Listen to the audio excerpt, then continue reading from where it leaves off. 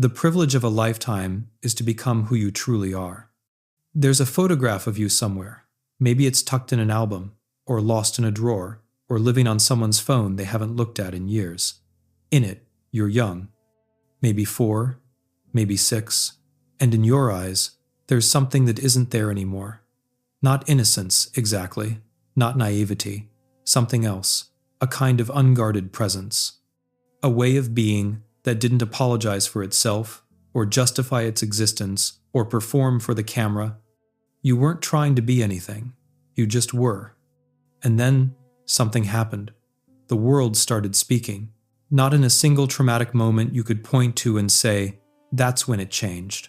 But gradually, persistently, like water shaping stone, the world told you what to value, what to want, what to fear, how to stand, how to speak, how to dream, and slowly, imperceptibly, you began to comply. The question this essay asks is simple but devastating. Who were you before all of that? Before the voices became your voice, before the scripts became your thoughts, before you learned to be someone other than yourself. And perhaps more importantly, is that person still in there somewhere, waiting? Let's start with a thought experiment. Imagine you could peel away your personality like layers of an onion, not to destroy it, but to examine it, to see what's yours and what's borrowed, what's authentic and what's performance. The outermost layer is easy to identify. It's the you that shows up at work, the you that navigates social situations, and the you that knows which fork to use and when to laugh at jokes you don't find funny. This is what Carl Jung called the persona, the mask we wear to function in society. It's not false exactly, but it's not the whole truth either. It's the necessary compromise between who we are and who the world needs us to be. Peel that layer away, and what do you find? Often, another mask. This one is more subtle. It's made of internalized expectations, your parents' hopes, your culture's values, your generation's anxieties. The unspoken rules you absorbed before you could even speak. This layer feels more like you because you've worn it longer, but it's still costuming. It's still something you put on to survive in the environment you were born into. Go deeper still. Here we find something interesting. Beliefs you hold that you can't quite remember adopting. Fears that seem disproportionate to your actual experiences. Desires that feel urgent but hollow when you examine them closely. This is the layer of collective inheritance, the psychological DNA passed down through generations, through culture, through the zeitgeist itself. But keep going. Beneath all of this, at the very core, there's something else. Something that was there before. Language. Before conditioning, before you learn to edit yourself. Some essential quality that is irreducibly, mysteriously you. The challenge is that most of us never make it that far. We spend our entire lives operating from the outer layers, never suspecting there's anything beneath. We become so identified with what we've learned to be that we forget we were anything else first. There's a moment in every childhood that marks a kind of boundary, a before and after. It's different for everyone, but the pattern is recognizable. It's the first time you realized that being yourself wasn't enough, that you needed to be something else, to be safe, to be loved, to belong. Maybe you were told you were too loud, too quiet, too sensitive, or too rough. Maybe you expressed joy and were met with embarrassment. Maybe you showed fear and were taught to hide it. Maybe you loved something strange and learned it was wrong to love it. Whatever the specifics, the message was clear. The unedited version of you was problematic, and so you learned to edit. This isn't about blame. Parents, teachers, and peers, they're all operating from their own conditioning, passing down the same patterns that were passed to them. They're not villains in this story. They're participants in a system that predates all of us, a system that demands conformity as the price of belonging. But here's what's haunting about it, that moment of self-editing, that first compromise. It doesn't feel like a compromise at the time. It feels like growing up, like maturity, like learning how the world works. And so you don't mourn what you're losing. You celebrate what you're gaining. Acceptance, approval, a place in the social order. The tragedy is that you can't know what you're giving up. You're a child. You don't have the language or the perspective to understand that you're trading authenticity for safety. And by the time you're old enough to understand, the trade is so deeply embedded you can't imagine life without it. You've become the person the world told you to be, and you've forgotten there was ever anyone else. Let's talk about a word that shapes more lives than any philosophy or religion: should. I should be more successful by now. I should want different things. I should be happier. I should be more disciplined. I should care more about my career, my health, and my relationships. I should be someone other than who I am. Should is the language of the false self. It's the voice of all those accumulated expectations, all those internalized voices telling you that the way you naturally are isn't quite right. It's the gap between your authentic impulses and your learned behavior. Pay attention to how often it appears in your internal dialogue. How many of your daily choices are driven by it? How many of your goals are actually obligations dressed up as aspirations? How much of your life is spent trying to become the person you think you're supposed to be, rather than discovering who you already are? The philosopher Alan Watts once described the exhaustion of modern life as the result of constantly trying to force a square peg into a round hole. We spend enormous energy attempting to reshape ourselves into forms that don't fit our essential nature. And when we inevitably fail because you cannot sustain what is fundamentally untrue, we don't question the shape of the hole, we question ourselves. We decide we need to try harder, be better, and want different things. It never occurs to us that maybe we're the right shape for a different hole entirely. Here's something strange. Ask most people what they want, and they'll give you a remarkably similar list: a good career, a loving relationship, financial security, maybe some travel, some nice experiences, a comfortable life. But probe a little deeper.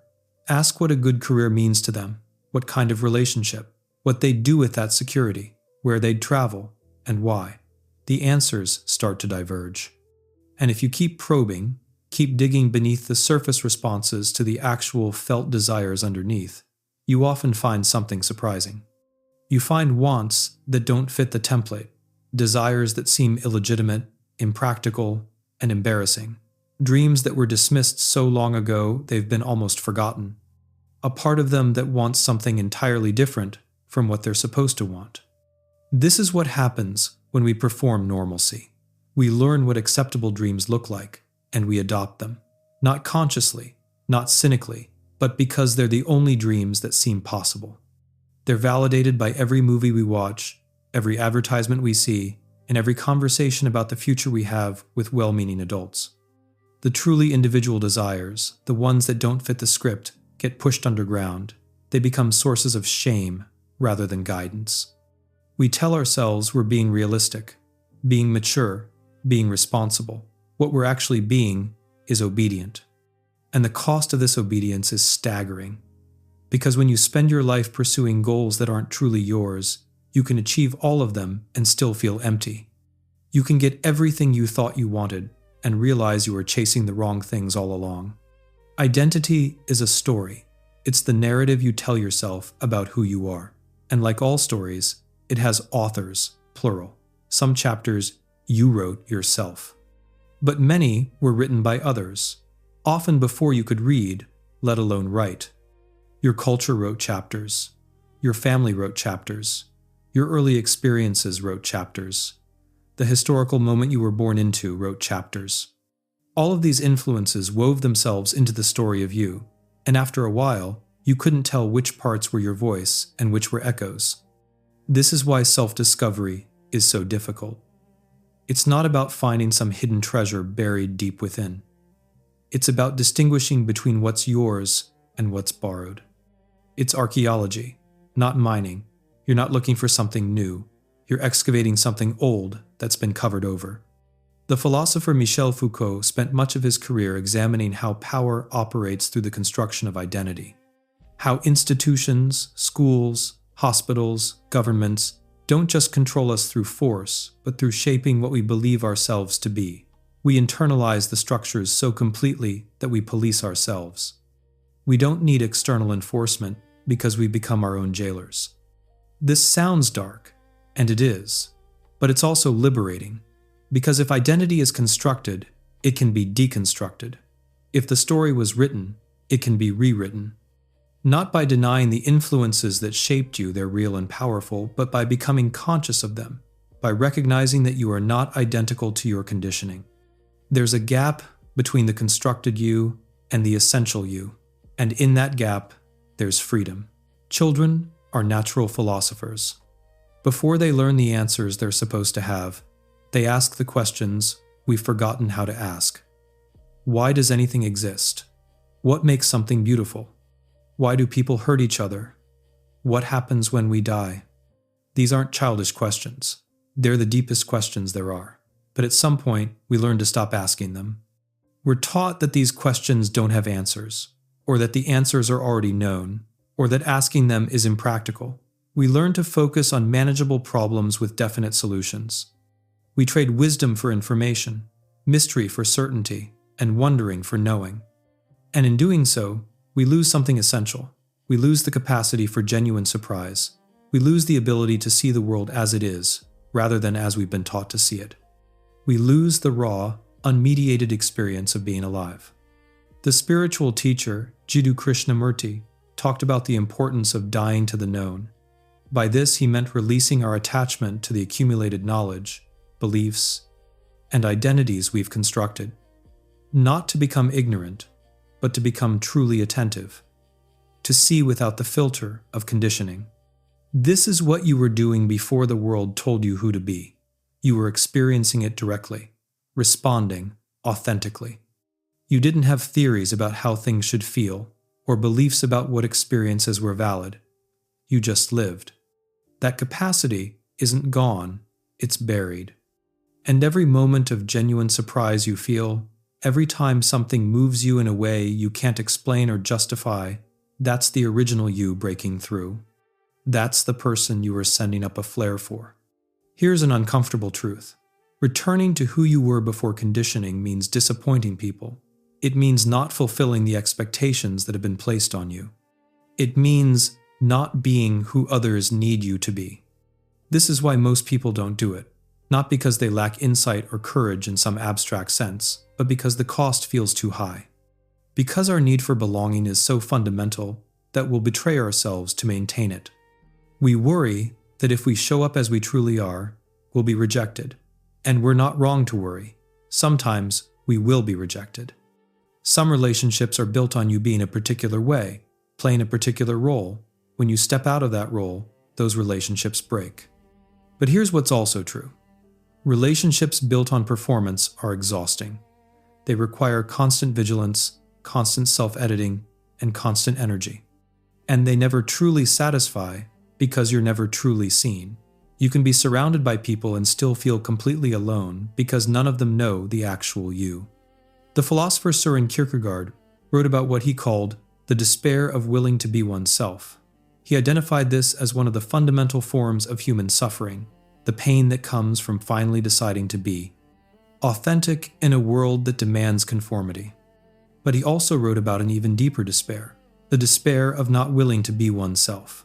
This is the quiet anguish of living an unlived life, of getting to the end and realizing you performed a role but never inhabited your own existence.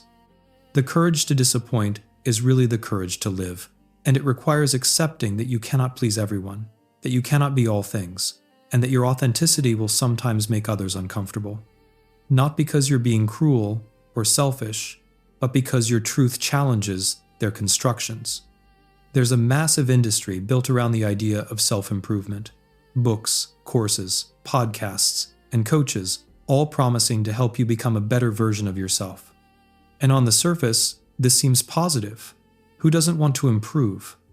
But there's something insidious hiding in the premise. The idea of self-improvement assumes that you, as you are insufficient. That the project of life is to fix yourself, optimize yourself, and upgrade yourself into something more acceptable. This is the opposite of what we're talking about here. We're not trying to become a better person according to external standards. We're trying to unbecome the person we were taught to be so we can remember who we were before the teaching. This isn't improvement, it's recovery. The Taoist tradition has a concept called Wu Wei, often translated as effortless action or non-doing. It's not about being passive or lazy. It's about acting from your true nature, rather than forcing yourself into unnatural forms. A tree doesn't try to be a tree. It doesn't improve itself into being more tree-like. It simply grows according to its essential nature. What if you're the same? What if the project isn't to become something you're not, but to stop being something you're not? To stop performing, stop compensating, and stop trying to fix what was never actually broken? This doesn't mean you never change or grow, but the growth comes from alignment with your nature, not from fighting against it. You're not trying to be someone else. You're trying to be more completely yourself. Right now, as you read this, there are voices in your head, not hallucinations, just the internalized voices of everyone who ever had expectations of you, your parents' hopes, your teachers' judgments, your peers' standards, your culture's values. These voices have opinions about everything: what you should eat, how you should spend your time, what counts as success, what you should want. They comment on your choices, evaluate your worth, warn you of dangers, and promise rewards for compliance. And here's what's strange. You probably think these voices are you. You experience them as your thoughts, your judgments, and your conscience. But they're not. They're ghosts. They're the psychological residue of relationships and systems that shaped you. The psychoanalyst Donald Winnicott distinguished between the true self and the false self. The false self, he argued, develops as a defensive structure. It's the part of you that learned to anticipate others' needs and meet them, to present an acceptable front, and to survive in an environment that didn't fully accept the true self. This false self isn't evil or bad. It's protective. It kept you safe when you were vulnerable. But it was never meant to be permanent. It was meant to be scaffolding, not the building. The problem comes when the scaffolding is never removed. When you spend so long being the accommodating self, the successful self, and the good self that you forget there was ever anything else. The ghosts become the only voices you hear. Recovering the original you means learning to distinguish between these voices and your actual, authentic impulses. It means asking of every thought, is this really mine? Is this what I actually think, or what I learned to think? Do I actually want this, or do I want to want it? This is disorienting work, because once you start questioning, it's hard to stop. Every belief becomes suspect. Every desire requires examination. You realize how little of what you call yourself is actually you. But in that realization, there's also relief, because it means you're not broken, you're just buried. Here's something interesting. Your body often knows the truth before your mind does. You might talk yourself into thinking you're fine with a situation, that you should be fine with it, that it's what you want, but your body tells a different story. The tightness in your chest, the knot in your stomach, the headache that arrives every Sunday night before the work week begins. We live in a culture that treats the body as subordinate to the mind. We think consciousness is what we are, and the body is just the vehicle we're stuck with. But this is backwards. The body is an ancient intelligence. It evolved over millions of years to keep you alive. It knows things about your environment, your relationships, and your choices that your rational mind, with all its capacity for self-deception, can't or won't acknowledge. When you're living in alignment with your true nature, your body relaxes. When you're performing a role that doesn't fit, your body keeps score. Chronic tension, digestive problems, sleep disruption, fatigue that rest doesn't cure. These aren't random malfunctions, they're signals. Your body is trying to tell you something your mind doesn't want to hear. The somatic therapist Peter Levine talks about how trauma gets stored in the body, not as a memory that you can access and process through talking, but as a physical pattern, a bracing, a preparation for danger that never quite releases. And here's what's profound. The trauma of conditioning operates the same way. Years of editing yourself, of suppressing authentic responses, of being someone you're not, all of this leaves traces in the body. chronic patterns of holding, areas of numbness, and a kind of background tension that feels so normal you don't even notice it anymore. The path back to the original you often runs through the body, through learning to listen to those signals, through releasing the holding patterns, through reconnecting with physical sensations you learned to ignore. Your body remembers who you were before you forgot. It's been waiting this whole time for you to listen. There's a spiritual teaching in many traditions about the power of saying yes to life, of acceptance, of surrender to what is, and there's profound wisdom in this. But there's another practice that's equally important and less often discussed, the practice of saying no. No to obligations that drain you, no to relationships that require you to be false, no to opportunities that don't align with your values, no to the voice that says you should want what you don't want. This kind of no isn't rejection, it's protection. It's the boundary that allows yes to mean something. Because if you say yes to everything, if you're endlessly accommodating, if you never disappoint anyone, then your yes becomes meaningless. It's not a genuine affirmation.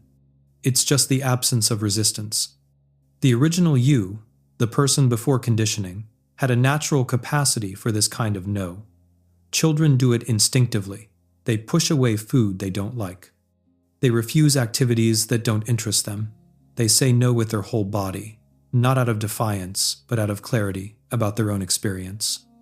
Then we teach them that no is rude, that saying no means you're difficult, selfish, and ungrateful. We praise accommodation and punish boundary setting. And slowly, they lose the capacity for authentic refusal. They learn to override their own no in favor of pleasing others. As adults, many people don't even know what they would say no to if they could. They're so accustomed to accommodation that they've lost access to their own preferences. Ask them what they want to do, and they'll say, "I don't mind, whatever you want," and they mean it.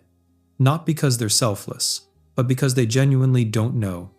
The channel to their authentic desires has been blocked for so long, the signal has become noise.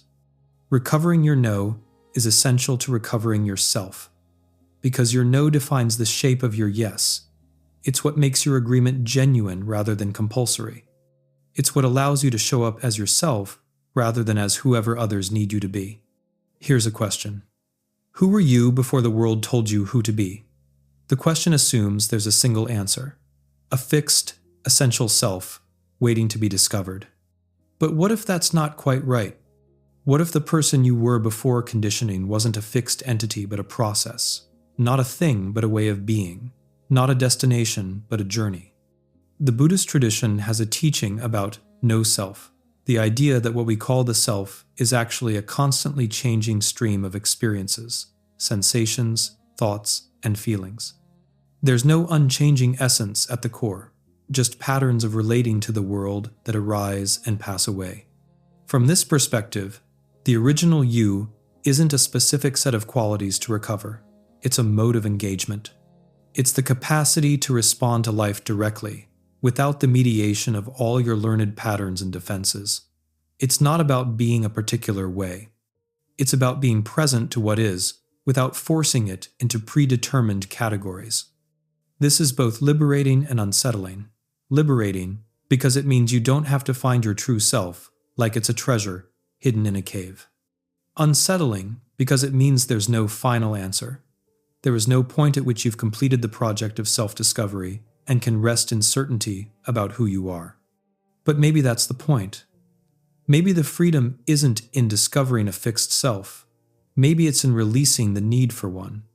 In learning to be fluid, responsive, and authentic to the moment, rather than to some conception of yourself. The original you weren't someone with a stable identity. You were someone undefended enough to keep changing.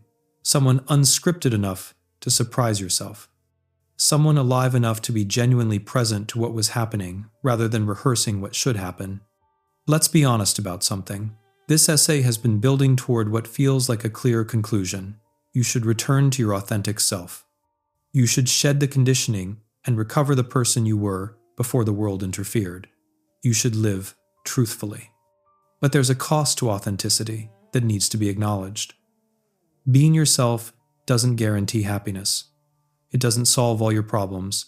It doesn't make life easier. In fact, it might make it harder. Because when you stop performing the role others expect, they don't always understand. Some will feel betrayed. Some will be angry. Some will simply drift away because the basis of the relationship was your willingness to be who they needed, and now you're not willing anymore. Authenticity can be lonely. It can be economically costly. It can mean choosing the uncertain path over the secure one. It can mean disappointing people you love. It can mean living with the constant low-level anxiety that you're making a mistake, that you should just conform, and that it would be easier to go back to being who you're supposed to be. So why do it? Why pursue authenticity if it's so difficult? Because the alternative is worse. Because living a scripted life, no matter how successful or comfortable, is a kind of death. Because you can't escape yourself, which means if you're not yourself, you're trapped in an impossible situation. You're trying to be somewhere you can never fully arrive. The existentialist philosophers, particularly Jean-Paul Sartre and Simone de Beauvoir, wrote about bad faith, the attempt to deny your own freedom by treating yourself as a fixed thing. This brings temporary relief from the anxiety of choice, but it comes at the cost of living an inauthentic life. Authenticity doesn't promise happiness. It promises something else, the possibility of genuine experience, the chance to have your life be yours, not a performance of someone else's script. The opportunity to die having actually lived, rather than having successfully portrayed someone living.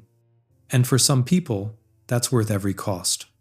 There's a simple question that has the power to shake the foundations of your entire constructed self. Ready? Why? Not why in a general sense. Why about everything? Why do you do your job? Because I need money. Why do you need money? To be secure. Why do you need security? So I can be happy. Why would security make you happy? Because I don't know. I just assume it would. Keep pulling the thread. Why do you want a relationship? Why do you pursue status? Why do you fear judgment? Why do you believe what you believe? Why do you want what you want? Most of the time, when you dig deep enough, you discover that your reasons aren't really yours. They're inherited. They're assumptions you absorbed without questioning. They're the default settings that came with the culture you were born into. This isn't to say all your reasons are illegitimate. Some will survive the questioning. You'll find bedrock, genuine values, authentic desires that remain stable even under examination. But a lot won't. A lot of what you thought was you will turn out to be conditioning dressed up as choice. The philosopher Socrates said that the unexamined life is not worth living. This is the examination he was talking about. Not just thinking about your life, but questioning the very foundations of how you're living it. Asking why until you run out of borrowed answers and find something true. This is uncomfortable work, because once you start questioning, you can't unhear the questions. Once you see how much of your life is based on unexamined assumptions, you can't unsee it. You're left with a choice: continue living according to those assumptions anyway, or rebuild your life on more intentional foundations. Most people choose the former. They catch a glimpse of the depth of their conditioning and decide it's too much to deal with. They go back to sleep. And there's no judgment in that. Sometimes the cost of waking up really is too high. But if you're still reading this, you probably can't go back to sleep. You've already started asking why, and once you start, it's hard to stop. Here's a strange thing about the journey back to yourself. It requires tremendous effort to arrive at effortlessness. You have to work to unwork yourself. You have to try very hard to stop trying. You have to use discipline to release the discipline that's been imposed on you. The path to spontaneity runs through structure. The way to naturalness requires artifice. This is the paradox that every spiritual tradition wrestles with. How do you let go of trying to control when letting go is itself something you're trying to do? How do you stop performing when stopping is another kind of performance? How do you just be yourself when being yourself has become something you don't know how to do anymore? The answer is that you can't solve the paradox. You can only live it. You practice, not practicing. You notice when you're performing and gently return to presence. You catch yourself trying to be authentic and laugh at the absurdity. You work at not working until one day, in brief moments, the working drops away and something else emerges. There's a Zen story about a monk who spent years trying to achieve enlightenment through meditation. He sat for hours, days, and months. He followed every instruction perfectly. He analyzed every sensation. He tried, with all his might, to stop trying, and nothing happened. Then one day, exhausted and defeated, he gave up. He decided enlightenment wasn't for him. He would just sit and be. And in that moment of genuine surrender, in that absence of striving, something shifted, not because he achieved anything, but because he finally stopped trying to achieve. You can't force your way back to who you were. You can't try your way into authenticity, but you can create conditions where authenticity becomes possible. You can remove obstacles. You can question conditioning. You can notice when you're performing and choose, just for a moment, not to. And gradually, with patience and without expectation, the scaffolding starts to come down. The person you were before the world told you who to be begins to emerge. Not because you built them, but because you stopped building over them. We live in a culture obsessed with becoming somebody, with making a name for yourself, with building a personal brand, with being exceptional, remarkable, and outstanding, with mattering. This makes sense. We're all terrified of being nobody, of our lives being insignificant, of dying without leaving a mark, and so we construct elaborate identities. We accumulate achievements and credentials and followers and proof that we matter. But here's a radical thought. What if who you were before the world told you who to be was nobody? Not in the sense of being worthless, but in the sense of not being anybody in particular. Not having a fixed identity, not needing to prove anything. Children are like this. Ask a 4-year-old who they are, and you won't get a resume. You'll get immediate experience. I'm building with blocks. I'm pretending to be a dinosaur. I'm sad because I miss my friend.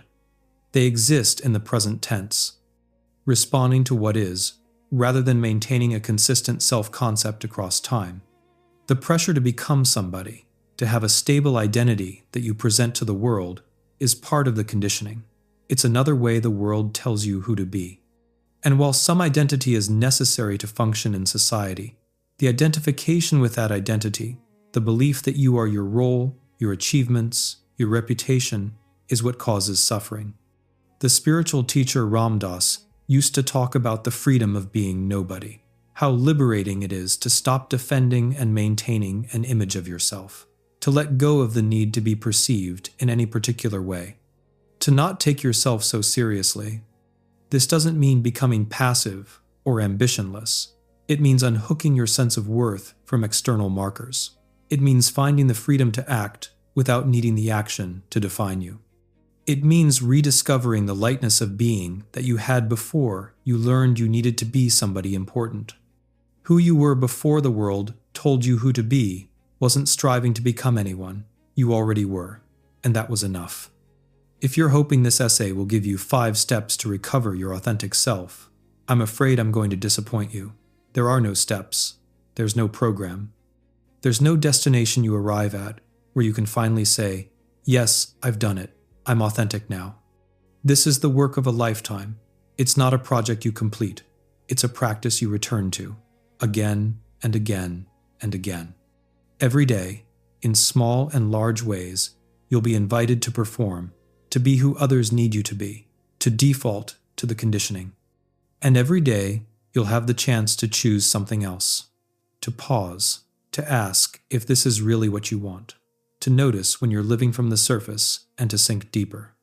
Some days you'll succeed, you'll feel aligned, you'll speak truthfully, you'll honor your boundaries, you'll be present, and other days you won't. You'll perform the old roles, you'll say yes when you mean no, you'll betray yourself in small ways, and that's okay, that's part of it. The point isn't perfection, the point is attention.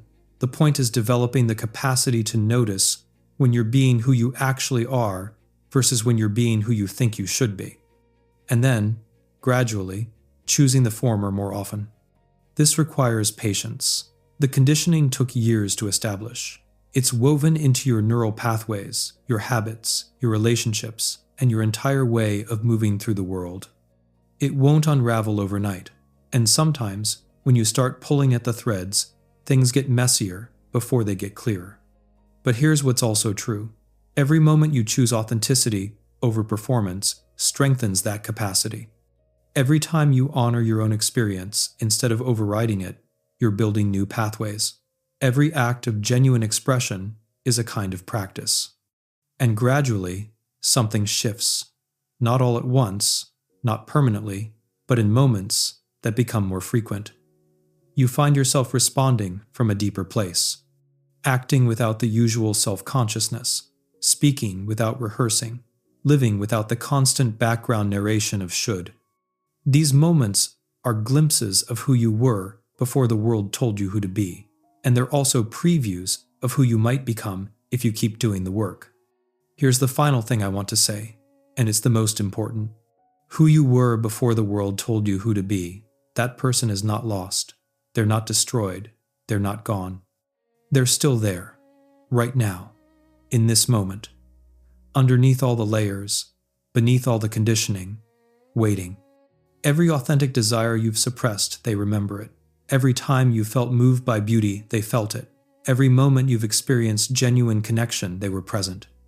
Every flash of spontaneous joy, every surge of righteous anger, every quiet moment of peace that was them breaking through. They've been with you this whole time, sending signals, leaving breadcrumbs, hoping you'd notice. And the fact that you're reading this, the fact that something in you resonates with these words, and the fact that you're asking these questions, that's them. That's the original you, still alive, still hoping, still believing that return is possible. You are carrying a gift. It's the gift of your unconditioned self, your authentic nature, and your original face before you learned to wear masks. And yes, the world tried to make you hide that gift. Yes, you learned to wrap it up and keep it safe and eventually forget you were carrying it at all. But it's still there, and it's still yours. And any moment you choose, you can begin the work of unwrapping it. Not to become someone new, not to fix what's broken, not to improve or optimize or upgrade. Just to remember, just to return, just to be. Who were you before the world told you who to be? You were this awareness, listening to these words, this presence, experiencing this moment, this consciousness, asking these questions. You were here. You are here. You've always been here. Everything else is just story. And stories can be rewritten. The person you were before the world told you who to be isn't somewhere in the past, waiting to be recovered. They're somewhere in the present, waiting to be recognized. They're reading these words. They're feeling whatever you're feeling right now. They're wondering if it's too late, if it's too hard, if it's worth it. And the answer is, it's never too late, it's always hard, and yes, it's worth it. Because the alternative is spending your entire life being someone else, and you only get one life. Who were you before the world told you who to be? Maybe it's time to find out.